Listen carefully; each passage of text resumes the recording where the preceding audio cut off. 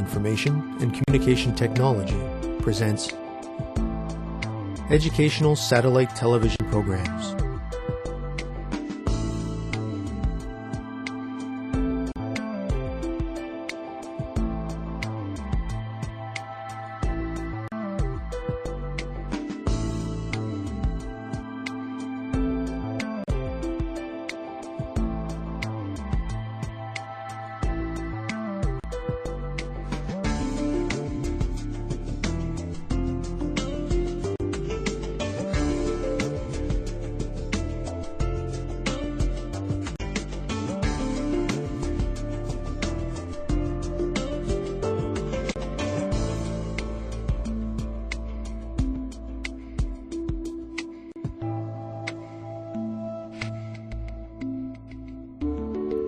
Hello, teacher. Hello, students. Welcome to today's lesson on pulse rate and blood pressure. In our last lesson, we learned about blood circulation and focused on systemic circulation. We also discussed portal circulation, renal circulation, and coronary circulation. Today, we will study the pulse rate of the heart and blood pressure. We will demonstrate how pulse rate and blood pressure can be measured. Let us begin. Pulse rate is the number of beats your heart makes per minute. You can feel a pulse when you press your fingers against the skin where an artery is pumping. A healthy heart is needed for a healthy body. The pulse is an indicator of how the heart is functioning. A normal human pulse rate varies depending on age, sex, exercise, diet, and physical condition of the person. You can find your pulse by touching your wrist on the side of your thumb while holding your palm up. This pulse is called the brachial pulse. When a doctor takes their stethoscope and puts the diaphragm over your heart, they are listening to your apical pulse. Students, for our first activity, find your pulse and count the number of times it beats per minute. Are you ready? You may begin. Students, let's get ready. Begin.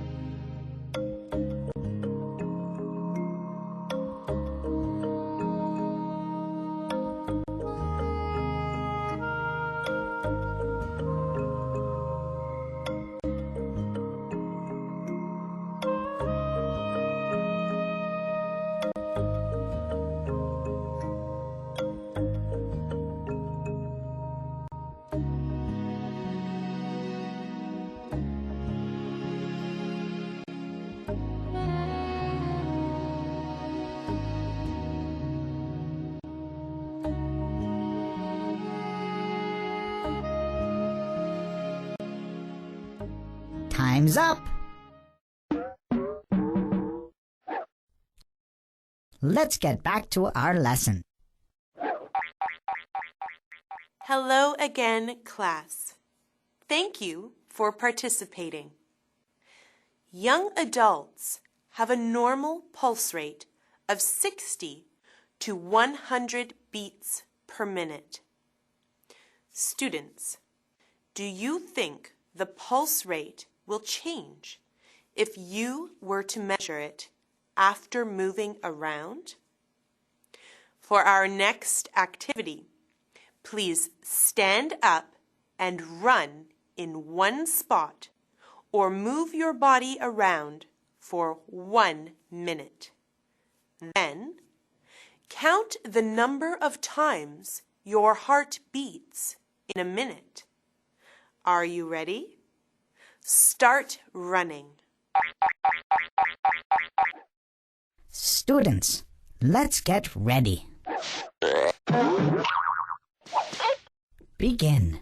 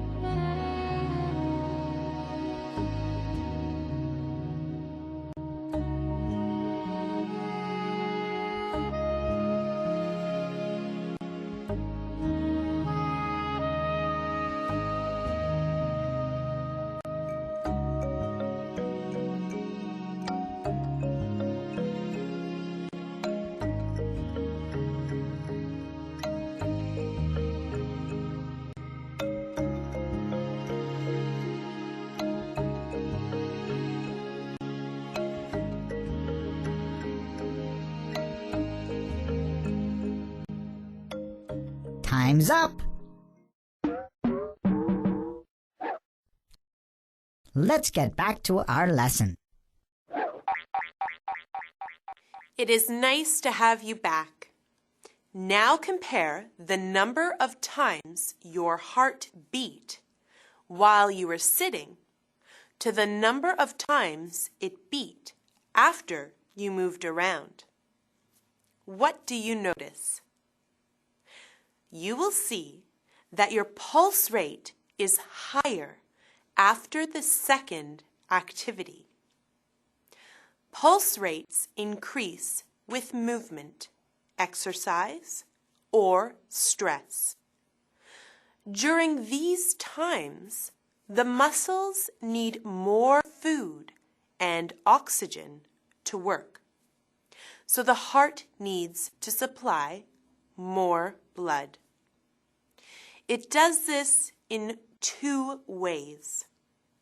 First, the heart beats faster, increasing the amount of blood flow.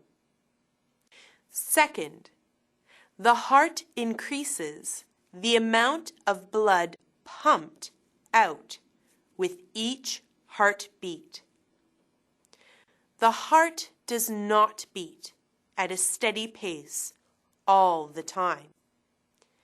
It is important that the heart is suited to respond to the needs of the body.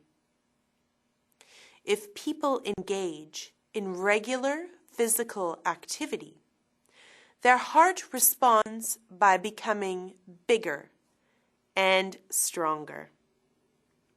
Since the heart will pump more blood with each beat, fit people generally have a lower resting heart rate. Athletes can actually train in a way so their hearts pump efficiently and do not strain. The average rate for an athlete's heart at rest is often less than 70 beats per minute. Students, what are the 2 ways in which the heart works to supply more blood to the muscles? Students, let's get ready. Begin.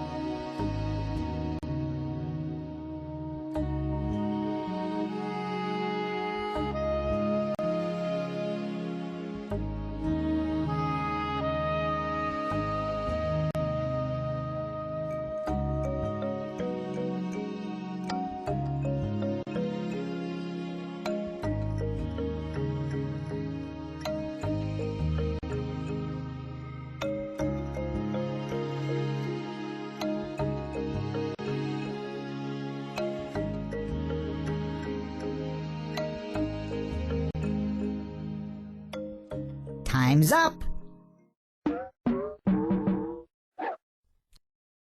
Let's get back to our lesson.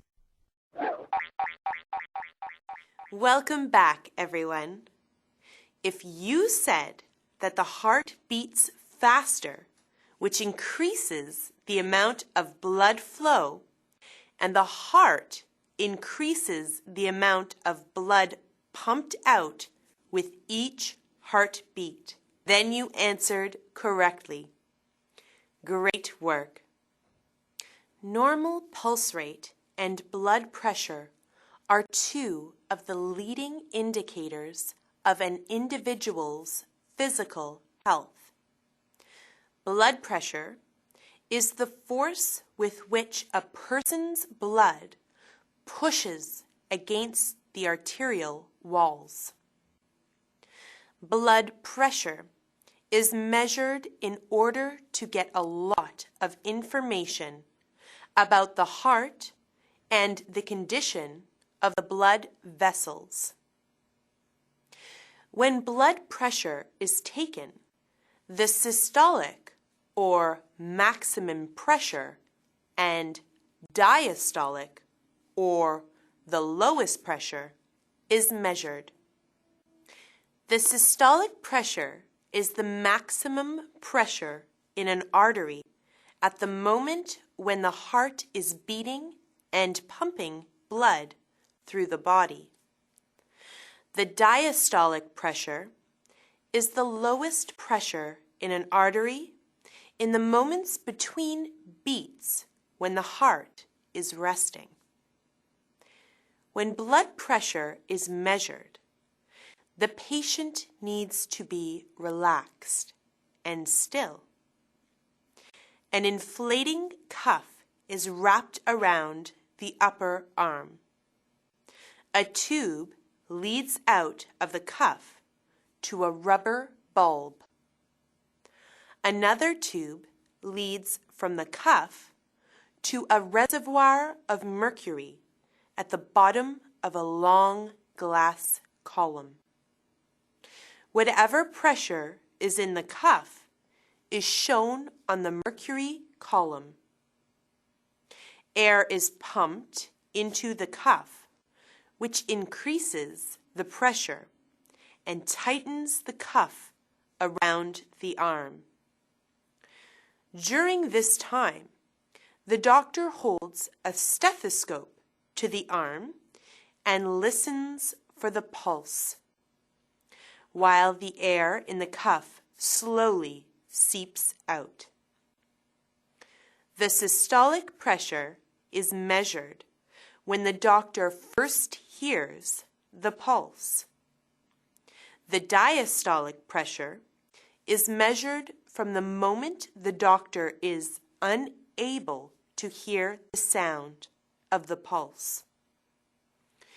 Blood pressure that is too high or too low is a sign of poor health.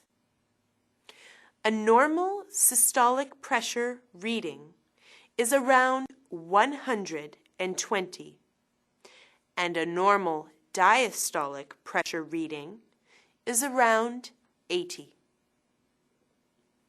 For our final activity, please pair up with a classmate. You and your partner will research ways to maintain a healthy pulse rate and blood pressure and present your findings to the class. Please spend the next few minutes choosing a partner and discussing your ideas. Students, let's get ready. Begin.